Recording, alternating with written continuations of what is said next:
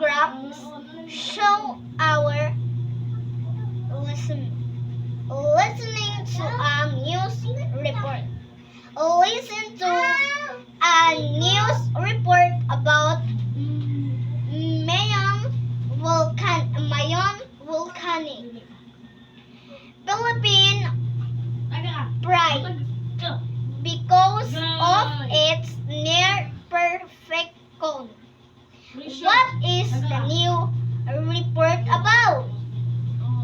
Volcano who were involved. So, mag-uura diri kayo guys. Ay mo kahibong sa akong naong diri guys. Kay nangaliko may dagat. So, karon drami. Nagpaan na dahil ni napaksi. Kaya sige magkaligog dagat.